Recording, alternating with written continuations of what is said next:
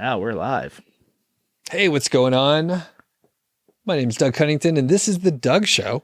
Today, I'm talking to Matt Giovanisi from MoneyLab.co, and he has a community called MoneyLab Pro, and that's what we're talking about today, his community and sort of how he's pivoted and how it's gone over the last year or so. So, Matt, how are you today? I'm great today. How are you? I'm doing really good. We've had a couple beers already. Just a couple. Two very, very light beers. We're about to pour another one here, which is the Black Butte Porter from one of my favorite breweries, Deschutes, out of Bend, Oregon. Have you had this one before? If I did, it was very long ago. I drink their fresh hopped one, right? Their fresh squeezed. I believe it's called. That's a nice one. Is this really one of your favorite breweries? It is, yeah. We've been to Portland a couple times. It's in Bend, right? Yeah. It is. And they have a tap room in Portland. We've been to that one a couple times. And I really like this one and several of their other beers, which I can't remember at this point in time, but it's a wonderful porter. Yes. It's very good. So for people that don't know you, Matt, who are you? What do you do? I'm a male, 6'2". No, my name is Matt, and I have a website called MoneyLab.co, which is where I think most people would find me. But I run a flagship authority site called SwimUniversity.com, where I teach people how to take care of their pools and hot tubs, which is my other, my flagship authority site. And Matt's been on the show several times, so we'll link to places that you can, learn a little bit more about SwimU and Matt in general. And what we're going to talk about today is the community that you have. I think we call it a community, and there's actually courses inside, and there's a whole suite of things that are involved in that. Mm-hmm. So can you describe what Money Lab Pro is? What's the elevator pitch? So things are changing in that space, but Money Lab Pro is a community of people who are actually building online businesses and sharing ideas on, content creation, SEO. We're talking about YouTube there. We're doing website design stuff. It's really just a community of us's, and not noobs. Not wantrepreneurs. It's gated. It's gated to you have to pass the test to get in. Perfect. And I didn't tell you I was going to ask this, but are you willing to share any of the sort of stats, like how many members, revenue and stuff like that? Yeah. I mean, so you can tell us as much as you want to share, and don't feel obligated to tell too much or anything. I'm kind of an open book, you know that. So current, that's a great question about the members. It's between 150 and 200, but closer to 150. Okay. So it's a very, very tight, small community, and it makes about $5,000 a month. Cool. Okay. Because it's currently $49 a month, or $490 a year. It's going to be it's becoming even more gated as time goes on, and it'll be an annual subscription, and it's mainly a community. And every week we do we do happy hours, and it's great. Cool. And we'll get into some of the shifts details, in a minute here, but previously Money Lab had courses, and they were sold a la carte essentially. Yeah. And some time ago, maybe about a year ago, you were thinking, I want to do this community thing. Communities are hot. It's sexy because you have the SaaS model, right? Yep, it's a recurring revenue. Mm-hmm. So can you talk about like the decision to go to a community model? Yeah. And then I guess sort of like the downsides. And I think you and I talked off the record at the time, but now it'll be on the record. Mm-hmm. And I was like, well, won't that suck with a community? Yeah. So I know other people mentioned that to you too. So talk about the decision to move, and then how it's gone over the past year or so. The biggest decision for switching to a community site was the marketing, the front end marketing I had to do for it. which is not how it shouldn't have gone that way. It should have gone like, oh, I want a community. And that's not what happened. I was very much against having a community. I wanted to do Money Lab Live. That was an idea. I think I started that in March, I think. And so I knew I was planning for doing YouTube and having some sort of consistent content, place. And I wanted to say the same thing over and over again as my pitch or as my ad in every video, in every podcast. And so because I have 5 different courses and a WordPress theme, it's really hard to say that. It's like you have a store. It's like, hey, come to Walmart, buy whatever you want, but just come. Like it's really hard to sell. Just come to Walmart. It's much easier to say, hey, we have a flat screen TV that's $100. It's more specific. So my thought was, let me bundle all of my products together. But then if I did that, it would be a very expensive product, which would not work very well if I went on YouTube and I'm like, hey, I have this Money Lab bundle. It's $2,000. It's like, that's not going to work either. So I decided to bundle everything and then make it a subscription, which became $49 a month, which felt like, wow, you're getting so much. $49 a month. You're getting 5 courses and a WordPress theme. And then I was like, well, if you're going to pay for a subscription, you can't just pay for a subscription. It has to be some it's like Netflix, that they're constantly adding new content. And I wasn't going to do that. So I was like, maybe I start a community. And I've thought for years about starting a community. And because I was in a few that have really helped personally. But I'm like, I don't know if I want to be the head of the community. I don't know if I want to log into a thing every day and talk to people, who maybe are not at my level, but, maybe I'm just like, I feel like I'm saying the same thing to you every day, man. Like, this is not fun for me. And that was my fear before starting it. But I was like, and I've been talked out of it by friends and family, and I've been talked into it by certain people, and I didn't know where I stood, but I was like, all right, I'm going to try it. And so I did it in February, and without giving away the ending, I love it. Weirdly, I did not think I was going to like it, and it's one of my favorite places to be in life. Is just like, I could log on to Money Lab Pro and people are talking about interesting stuff. People have great ideas. It feels like I could go in there not as the head of the community, but as a member of it. Because I don't go in there thinking like, I know everything and, oh, you should do X.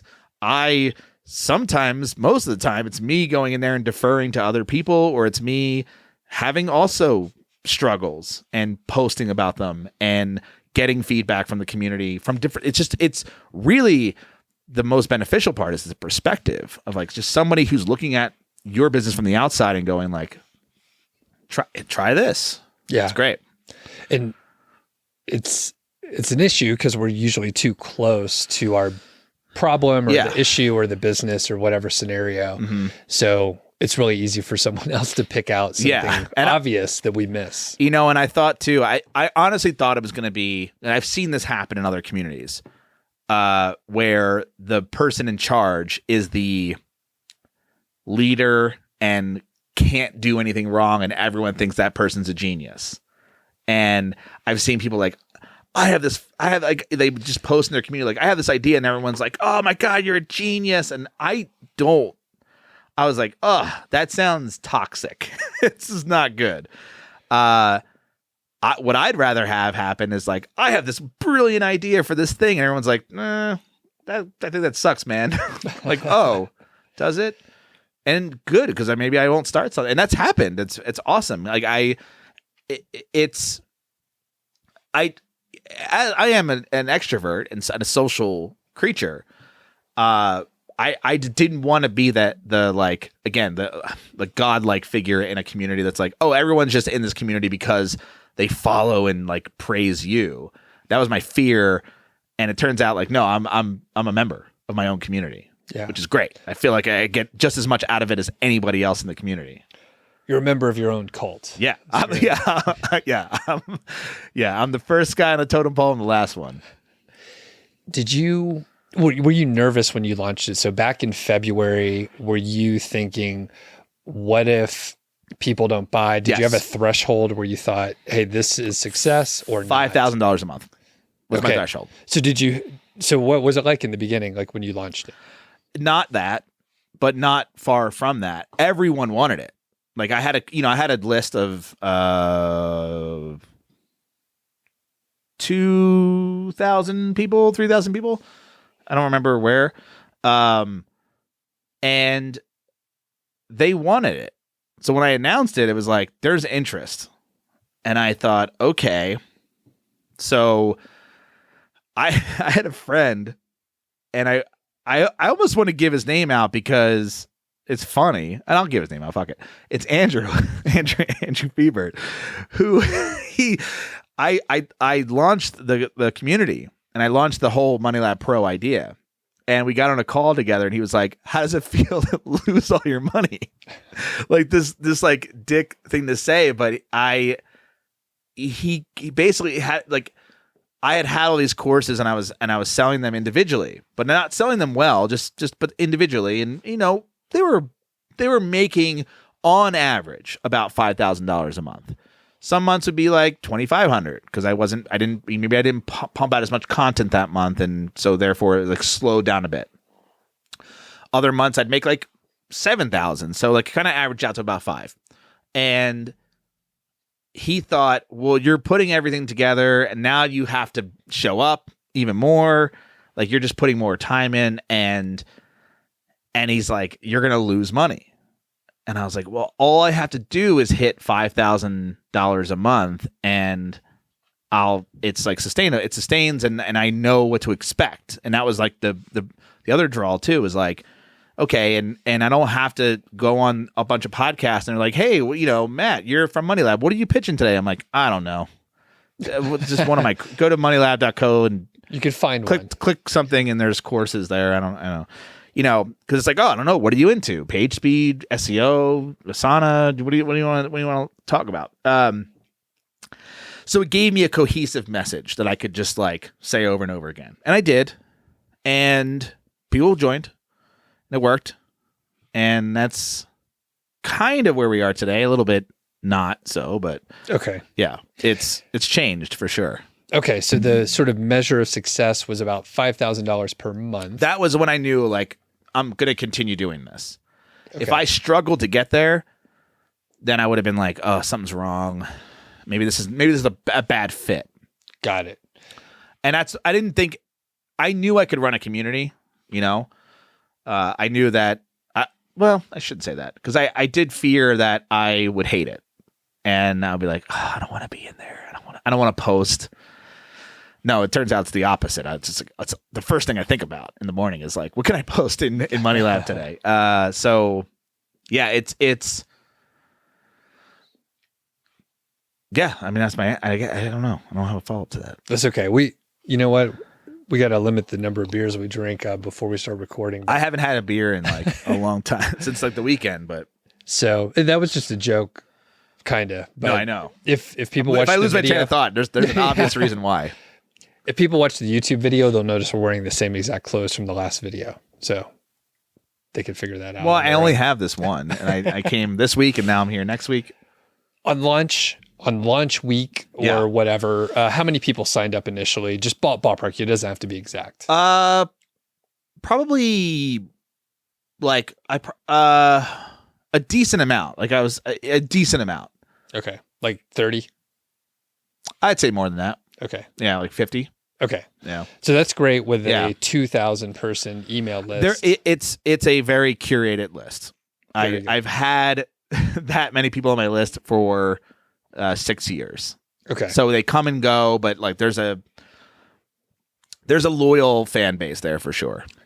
And then how did you market and grow after the initial launch? So you have some, you pitched it initially, and then I'm on your email list. So I know that you do a extremely soft pitch. Yes. And it's, I would say it's probably not very effective. I'm not critiquing you specifically, but it's such a soft pitch that it's like a throwaway. It's like, hey, if you would maybe like to, it's not like, hey, this is fucking great. Yeah. And maybe you should check it out. So the offer sucked. Yes. How did you market after the initial launch?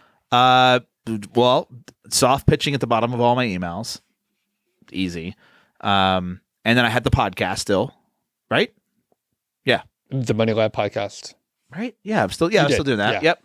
And then it was really, again, the whole reason for even starting Money Lab Pro was to have a cohesive message because I was doing Money Lab live. That was my next phase of Money Lab, was having a live podcast that would become a YouTube show and also a podcast.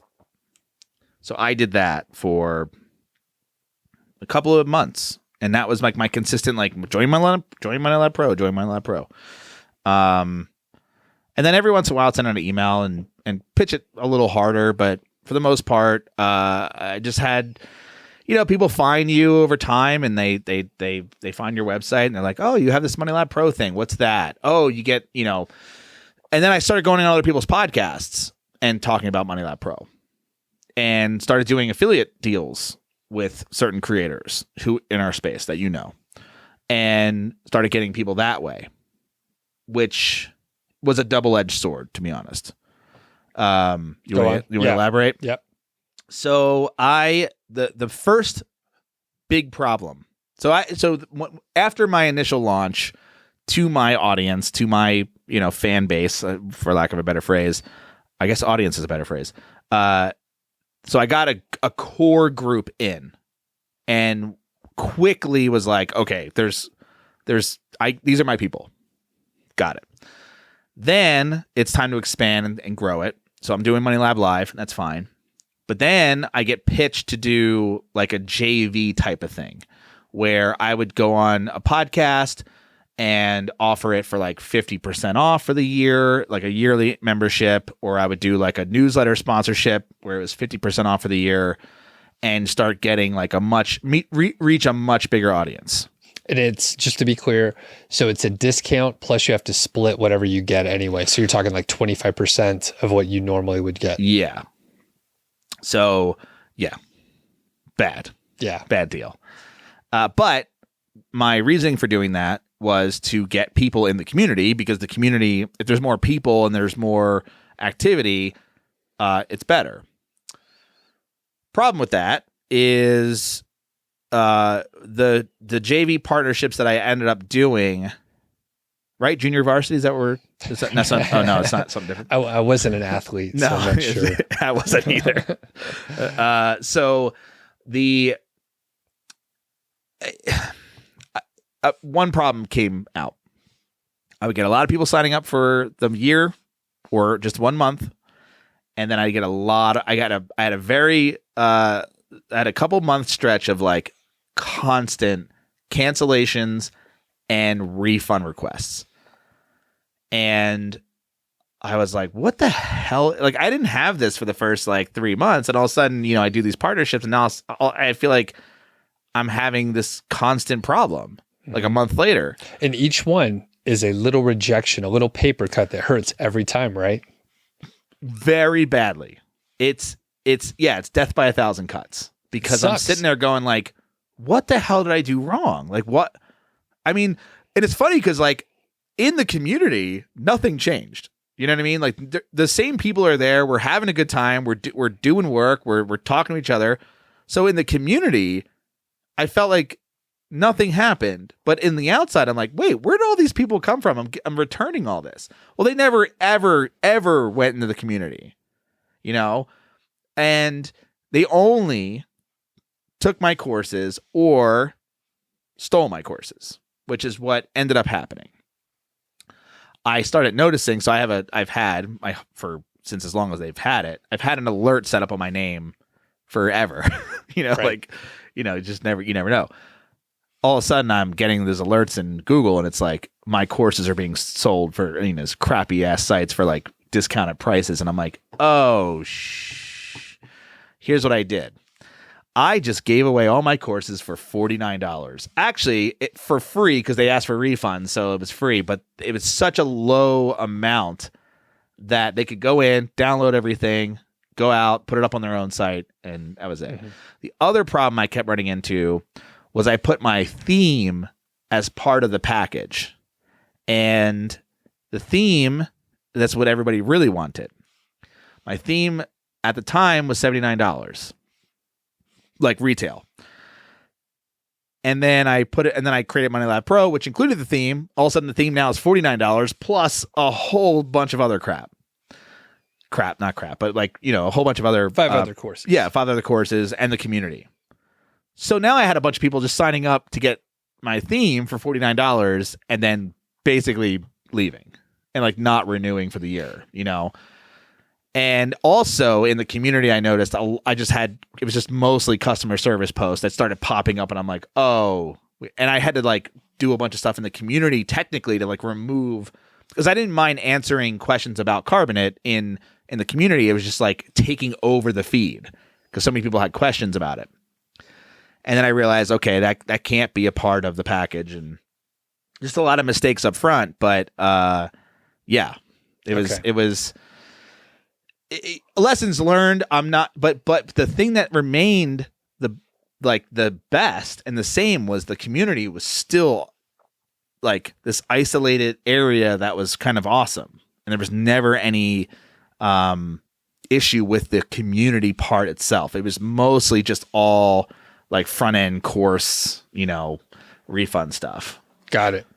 And I want to go back to the JVs that you mentioned, and there's some people with big lists, like they could really push a product, which is great. I mean, it can work out for people really well. I'm sure I got good, solid people from that.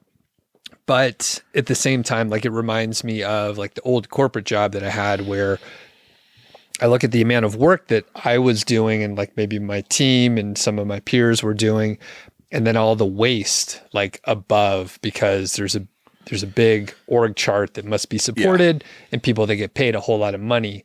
So that's what it reminds me of. Like everyone's getting a slice, even though it's like JV. I mean, there's just probably 2 people, but you have to give a discount. Like they negotiate it with you. They're like, well, you know what? You have to give a discount that happened, or you can't do this. And then we want 50 they have the leverage. So if you play along, then you're like, all right, we'll give it a shot. And I've always been hesitant because, one thing I like about our business is there's very little waste. The margins are very good, and there's no other people like siphoning off, their share, and we can control it. And I mean, it's great that you tested it because we don't know until we test. It can be a great partner. And I don't have a very large audience. My audience is to find me is difficult because I'm not what I talk about is not noob level, and I don't mean that negatively. It's just not. I'm trying to. My content sort of like is dedicated to peers. I'm changing that a little bit and finding my little lane for that. But yeah, it was honestly like at the time, in hindsight, I go like, yeah, that I got a crap deal, but at the time and even like looking back on it, I don't have access to that audience, and I could have paid for that audience. I could have paid Facebook and whatever, Google for that audience. But I didn't have to pay for this. It was just my product. And then my thought was, if someone sees my community and my courses, like that's who I am. Like that's how I grew my fan base to begin with. So yeah, I want more eyeballs on that for sure, especially in that space. I don't think it was the problem of the deal in the JV. I think it was my problem of how I positioned the product itself. I think and again, I just gave too much away. And I was doing that on purpose. as a sales pitch, the offer was irresistibly good.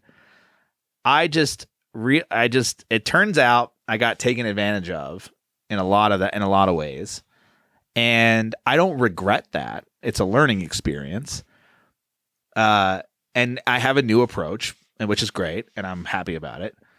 But it's not like, oh, well, if you're not going to buy my $49 thing, I'm charging you thousands. It's not that. It's not a that much of a counterbalance. But yeah, I was disappointed with just like the caliber of some of the audience that I was seeing. Some of the audience is great, and then you have like a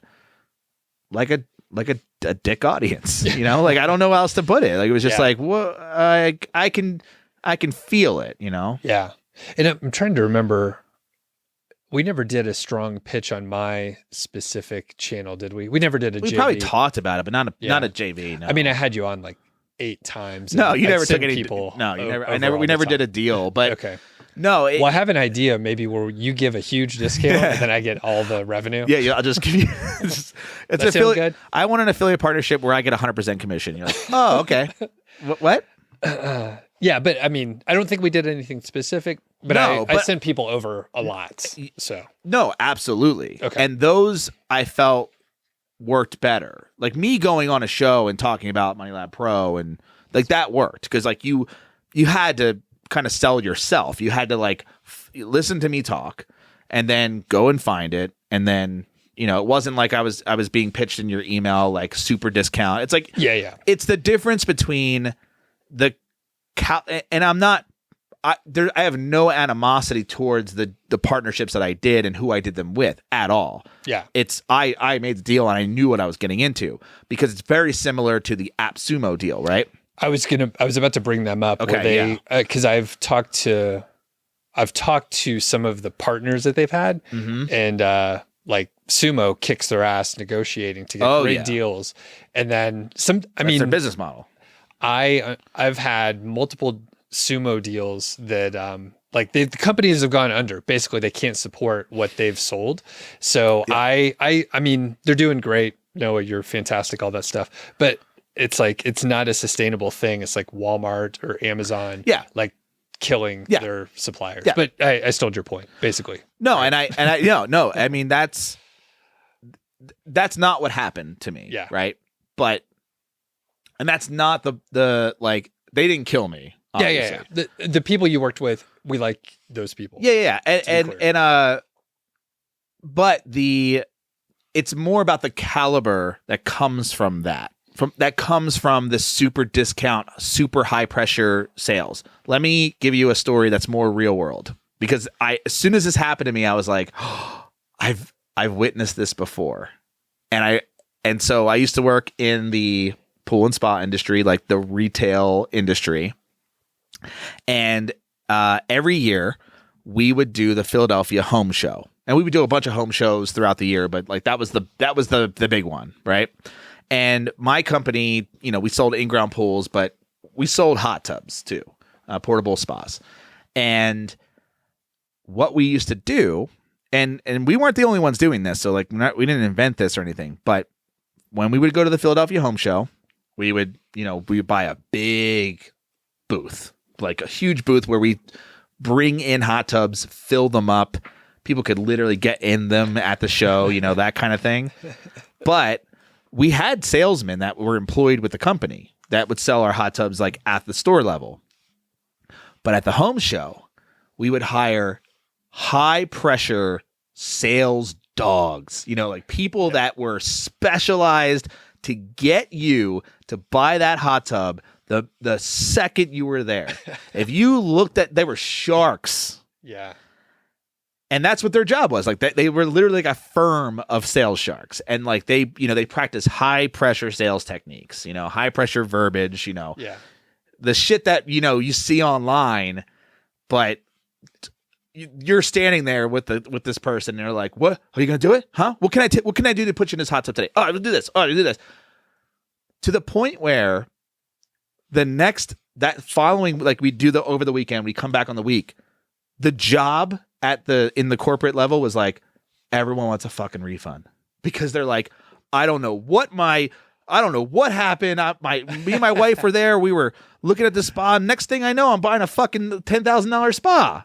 And they just get blindsided with like this like flashy, glitzy shit. And it was just like, and we just like ended up like having all these returns. And the caliber of the customer just sucked. Like they would complain because they just, it's the exact same thing that happened. And it's not the fault of the show. It's not the fault of the salesperson. It's just what happens when you put that high pressure on a person. They're like, they're just like, and it's just like, I know I made a mistake. It's so, I don't know how else to put it, but that's how it felt.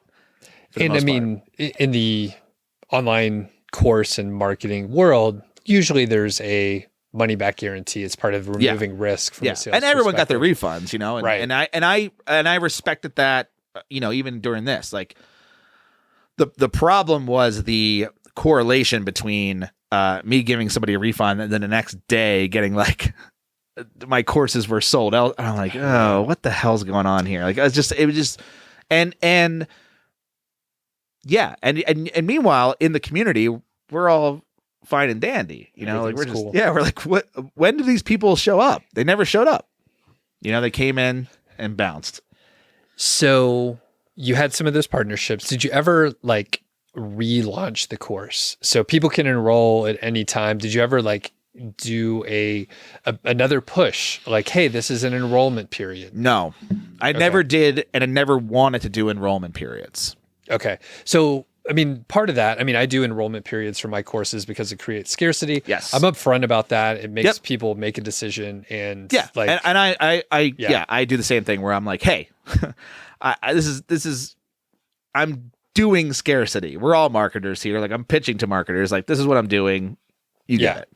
So you didn't want to relaunch. Obviously, it's extra work and stuff like that. Yeah. So I guess have you tried in any capacity to like have another push, or is it just the soft? I definitely had the idea where it was going to be an open and close sort of thing. Maybe twice a year, whatever.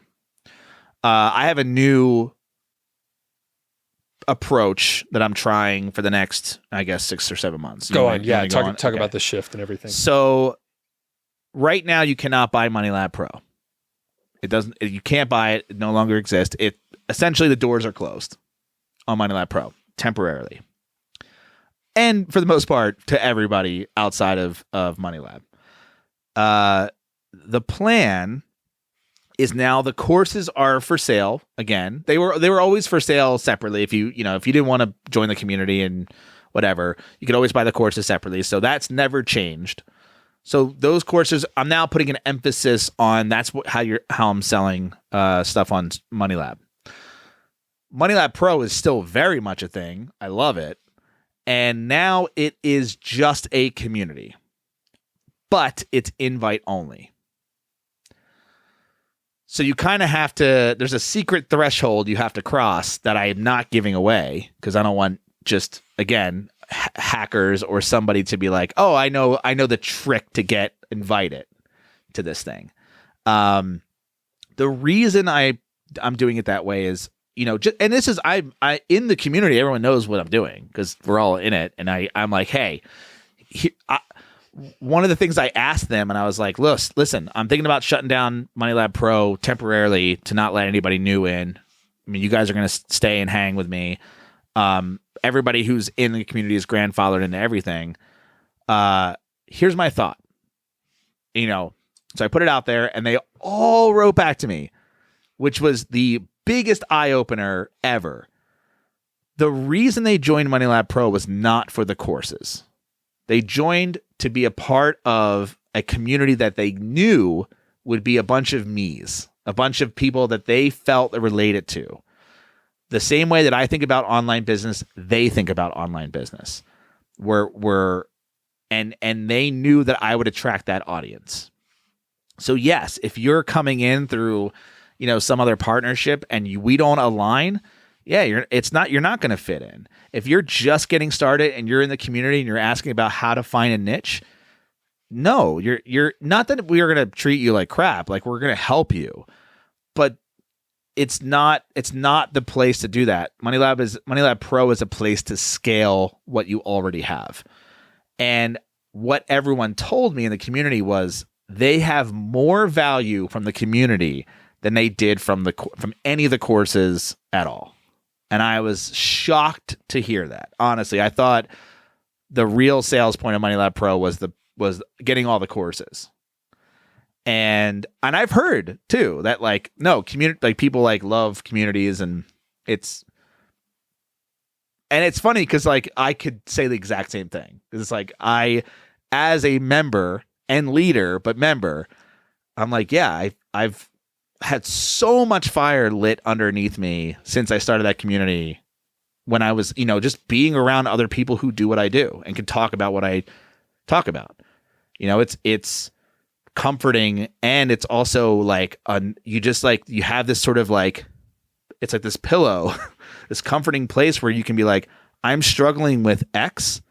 All I have to do is ask, and within like at least an hour or more, or even less, I'll have an answer, or I'll have somebody that's going to give me a perspective that I never thought of. I don't know how to put a price tag on that, but it is incredibly valuable. And so I realized that I want more people in the community, and I'd much rather have it smaller than bigger, as long as everyone's operating at that level and on the same page. Mindset, business wise, perspective wise, I want the gamut, right? I want everybody, and we have that, but it's just like weirdly fantastic. And everyone said that the money wasn't even the issue. It was like, I would pay like double that to be in the community. Maybe not that. Maybe they didn't say that. Maybe I'm saying that as a marketer. But they're like, that's where the value is. Right. And so I went, okay, then MoneyLab Pro is a community. And every week we're doing Zoom calls.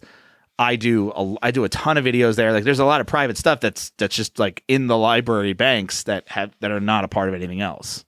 Right. That are way more technical than even what you get in the courses, which are in themselves technical. And I was going to say, I'm a member of another community, the DC Dynamite Circle, which someone mentioned in the thread, in the Tropical MBA podcast. Shout out to them. So really like that show. That's super. That's a big one. Yeah. Cause you have to like make 250 or something to be in that. Isn't that true? There's like some threshold of like earning, right? Yeah. Yeah. So I think it may be 60K online. But you have to be established, essentially earning a full-time income, like online. So for me, it's just like, you have to have a website. It's as simple as that. And will there be like an application? Yes, they're already at this point now. It's really about, like, if you want to be invited, the first thing you can do is subscribe to MoneyLab for free. Like, just sign up on the website and be a part of the email list. Yep, that's it. I have systems in place that like measure, engage you as a person, as a subscriber, and what you do and your actions, and it triggers a application process if you've passed certain milestones in the email list. And it's like, and the reason for that, honestly, is, and the first milestone is like, hey, you downloaded my cheat sheet, which means you have a post to optimize. So I know you have a website. So that's a good start. Because what I don't want, and what no one in the community wants, is somebody who's like, I don't know, I'm here because I like money. Yeah. You're like, well, that's not you've missed, like, it turns out you've missed my entire like reason MoneyLab exists. And so, without giving away too many of the details, I think I could read between some of the lines, but basically you want someone to have started already. It's an action taker. That's it. Okay. That's pretty much it. Okay. And once they've gotten you can qualify for an application. Yeah. Perfect. Okay. So it's very interesting. Just from my perspective, I appreciate certain aspects of community, but online community I've struggled with. And, people that listen to the show, they know that I don't like Facebook groups. I don't like a lot of the community sort of aspect. And I mean, a Facebook group, unless it's paid, like anyone can just go in there. So I realize there's like a bit of a disconnect. And for me, I am not an extrovert. I'm probably more introverted, but I'm kind of in the middle. I could like play whatever I need to play. All right. And just in general, I've enjoyed like hanging out with people in person. Mm-hmm. And I don't like sitting in front of my computer really at all. So like to hop on a forum and like do a little extra, like I need to figure out how to do it. But managing one is something I don't want to do. So I know I was one of the people that I was like, I would hate that. I mean, I'm not like everyone. I know that other people do a great job and they love it. It's awesome that it worked out for you, but it is. But I didn't think it would. I mean, like we're also going through like COVID and quarantine, so it also was a little bit of a surrogate. That's true. It's hard to describe because there's something that happened the other day in the community. It's super, super small. And I feel like it indicates just how it is. So I was telling people how I'm getting very into paid advertising. In the next 2 months, I'm dedicating the next 2 months of my life to just like understanding it, because I feel like it is part of my business acumen that suffers the most. Not that I don't, it's just like I just don't understand it, and I hate not understanding things, and I just want to understand it. So I'm going to spend 2 months doing that, and I put something up. And I asked people, like, does anyone have any like the courses they've taken or YouTube channels or blogs that like have done a really good job at this? And I've had people that like sent in YouTube channels where I was like, oh, this is perfect. Like I found like basically free courses on YouTube. It's great. But then one person posted somebody who had done Facebook ad courses on YouTube, and they posted this guy is really good at YouTube ads or Facebook ads. And I immediately fired back with, that guy is a piece of shit. Like, fuck that guy hard.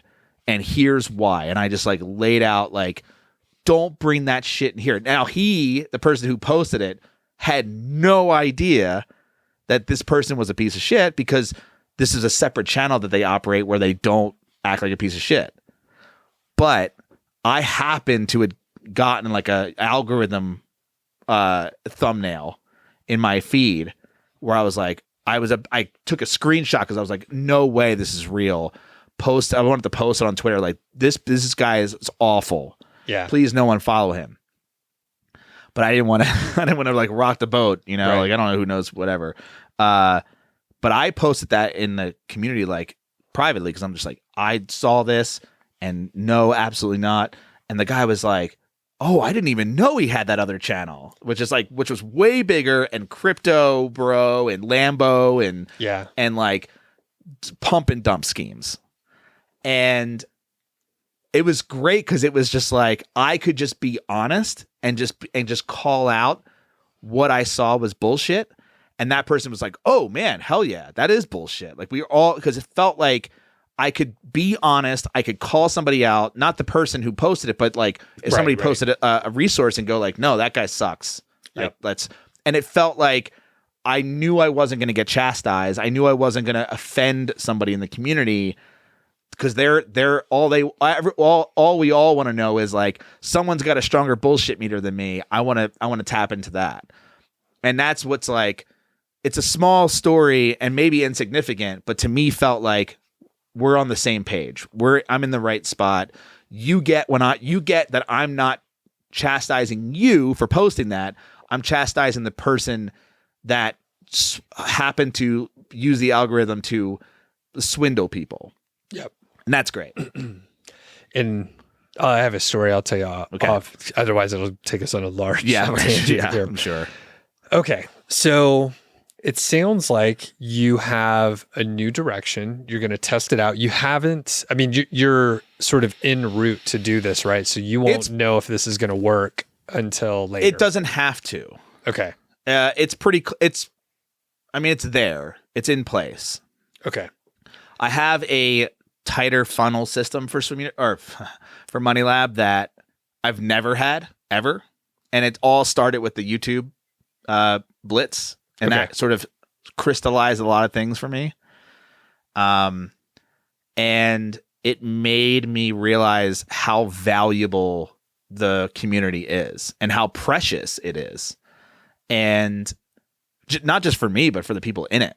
Like we all kind of shared that together and it was like, oh, okay.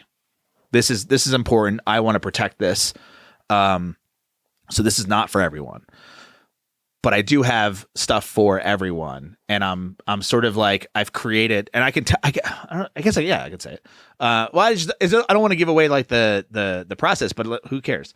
So basically, what happens is whether it's from YouTube, a podcast, the website itself. Now, there's a cheat sheet. That cheat sheet is teaching you how to optimize an individual post to the point where if you download the cheat sheet, I want to see your before and after. Like, I want you to send it back to me because I'll even film a video where it's like, oh, do this, do that. Like literally help people with optimizing posts. And that tells me from the get-go that you have a website. So like, okay, that's like first hurdle number one, right? Then I have a series of emails that goes out for after you subscribe that basically is my authority site philosophy. And that the word or phrase authority site is the word I never wanted to use. And I hate niche site. I hate affiliate site. I hate authority site. But I don't have a better phrase. It's okay. It's shorthand, so we understand what people are talking about. Yeah, AS, right? So yeah. Miles had put out a video recently that was like affiliate site versus authority site. And I thought that was a great video because he sort of just crystallized for me the difference between like somebody that just has an affiliate site and somebody that's like, no, trying to make a brand, and I kept fighting for some reason the idea that the thing that people want to learn from me is how I built Swim University. Like that's it. So I'm basically have doing these website critiques on YouTube has sort of like, oh, I do have a system and I just never realized it because I've never said it out loud. They're in my courses, but I've never put those things into the ether in a public way. And so, yeah, basically you get a 7-day sequence of me teaching you what I believe the core values of an authority site are and how to achieve those values and set up something that is going to last and pay you forever.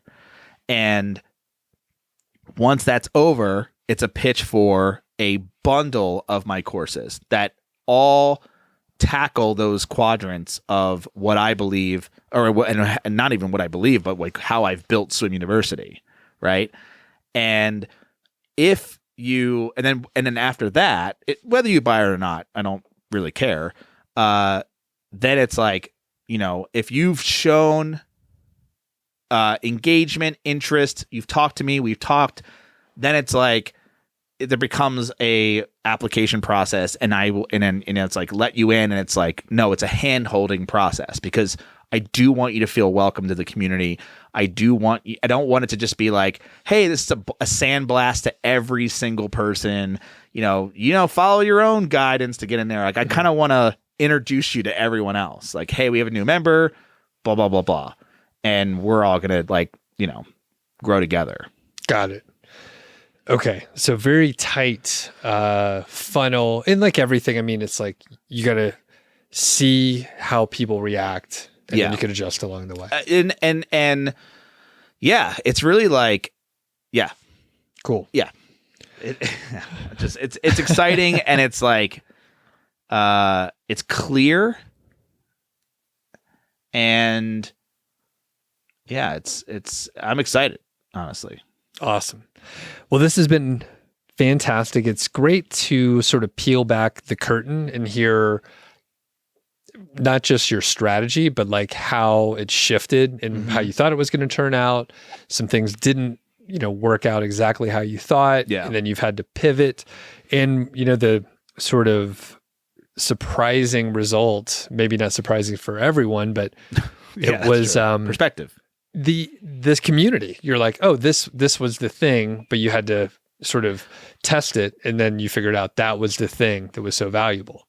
Not that the courses aren't valuable, but not everyone needs every piece of it. So it's a different type of value. I still can't make it tangible, which I thought it was, which is why I added all the courses. It's like, it has to be this tangible, you get all this stuff. And what I don't realize and didn't realize and still kind of have a hard time realizing is there's value in just having a community.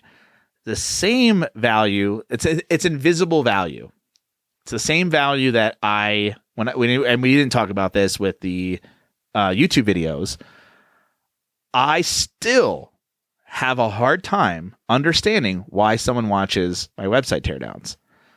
And the only person that I was able to get any sort of clarity from was my friend who doesn't own a website, who doesn't operate in our industry whatsoever. And it's just a friend of mine, and it's a critical friend of mine who can never be sincere with me. Everything's always a bit. And he texted me and said, I love watching these. I go, why are you watching these? There's nothing, you do not pertain to you. How is this possible? He goes, they're entertaining. I'm watching you take critique. It's weird. And I go, oh, it's reaction videos. That's what I'm doing. And I forget that just my demeanor can be entertaining to some people. And I discount that all the time. And I don't want to discount that. No, I get you are entertaining. I don't need to be. I didn't think I was, and here I am. Apparently, it's a reason. But I have a feeling. So that one person gave you some bit of information. Yeah. But they don't have a website. So the reason why people are watching those videos that are in our space is they see how you're processing and how you're thinking. So they get to see live, right? You don't evaluate the sites beforehand. Mm-hmm. So you look at them cold. So they literally get to see how you think about them. Yes, that is why they're watching. And it's great. People get a lot of value, and you could do them for 5 minutes or 20 minutes, and a handful of people that have the time will watch for 20 or 30 minutes. Yeah. You could see on your retention graphs, how long people are watching. So not only are you entertaining, but they get to see how your warped mind works. Yeah. So for the last 17, 20 years, all I've ever thought about is this. It's kind of have you ever watched How Stuff's Made? Not very much. You know what I'm talking about? Yeah. It's like an engineer dude, right? Yep. And yeah. I don't understand how he knows how to code and build, put metal parts and wood parts and 3D print, and then also code things. And I'm like, how do you know all this stuff? And it's well, that's what he did. That's the path he chose in life. The path I chose in life was just website, website stuff. And so because I live and breathe it, same with homebrewing, because I live and breathe it to somebody who's a new homebrewer, it's how do you know all that? It's it's all I've ever thought about. It's all I've ever done. And same with business. It's yeah. So I guess seeing that thought process is you're just watching someone. Yeah, it's an interesting perspective for sure. Yep. You internalize various things, so you're operating at an expert level. So you could just talk about it in passing. Yeah, and it comes second nature because it does. Okay, Matt, where can people find you? Moneylab.co. Awesome. We'll put links for Moneylab.co, Moneylab Pro. I think I'm getting 98% of whatever if people join. We'll talk about it later. 98 point. one. Maybe you could pay me in beer, but we'll figure it out. All the links will be in the show notes and description, and Matt's other appearances on the show. He's been on several times. So really appreciate it. Yeah. Thanks for having me. Talk to you soon. Later.